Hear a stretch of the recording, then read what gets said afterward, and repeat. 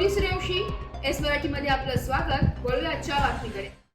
दिंडोरी तालुक्यातील पालखेड बंधारा येथील सामाजिक कार्यकर्ते तथा ज्येष्ठ पत्रकार बापू उर्फ तात्या चव्हाण यांची नुकतीच आपले मानव अधिकार फाउंडेशनच्या तालुकाध्यक्षपदी निवड करण्यात आली आहे। गेल्या कित्येक वर्षांपासून सामाजिक क्षेत्राशी नाळ जोडलेले तसेच आपल्या लेखणीने अनेक प्रश्नांना वाचा फोडणारे बापू चव्हाण हे याआधी अनेक संस्थांवर काम करत असल्याने त्यांच्या कार्याची दखल घेऊन समाजामध्ये होणारे अन्याय, अत्याचार, भ्रष्टाचार तसेच सामाजिक व शैक्षणिक क्षेत्रात येणाऱ्या अडचणी सोडवत संविधानाने दिलेले अधिकार सक्षम व सशक्त करण्याच्या हेतूने शिवसंविधान व्याख्याते संचालक दीपक स्पष्ट यांनी बापू उर्फ तात्या चव्हाण यांना नियुक्तीपत्र देऊन पुढील कार्य शुभेच्छा दिल्या।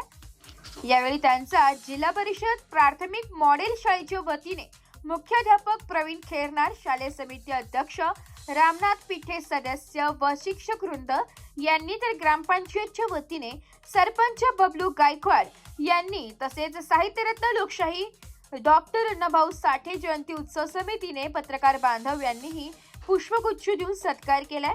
यावेळी विविध क्षेत्रातील मान्यवर, ग्रामस्थ, शिक्षक वृंद मोठ्या संख्येने उपस्थित होते।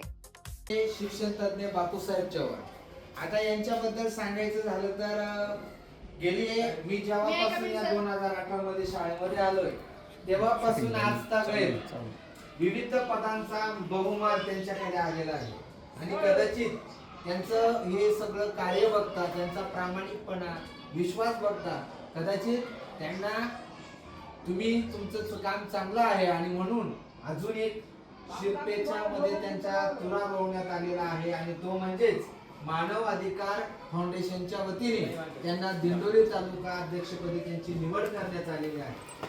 आता मानव अधिकार म्हणजे काय, तर मानवाला जे काही वेगवेगळे हक्क दिलेले आहेत हे हक्क आपल्याला कायद्याने बंधनकारक आहेतच।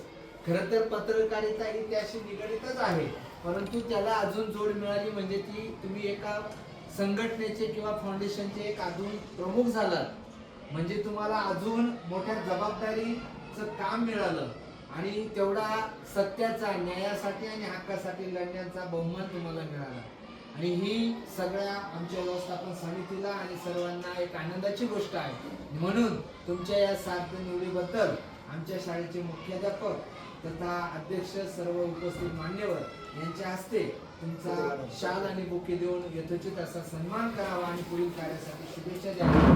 येणाऱ्या काळामध्ये समाजासाठी न्याय, हक्क तसेच सत्यासाठी नेहमी लढा देत आहात। याच्या पुढे अधिक लढ्याला बळकटी येण्यासाठी हे पद मिळालं आहे आणि म्हणून तुम्ही त्या पदासाठी नक्कीच विश्वासपात्र आहात असं समजून आपल्या या आनंदामध्ये आम्ही देखील सहभागी आहोत।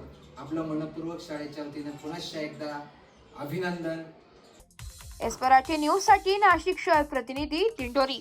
अशाच नवीन ताज्या घडामोडी जाणून घेण्यासाठी आमच्या एस मराठी न्यूज चॅनलला लाईक करा, शेअर करा, सबस्क्राईब करा आणि बेल आयकॉनला क्लिक करायला विसरू नका।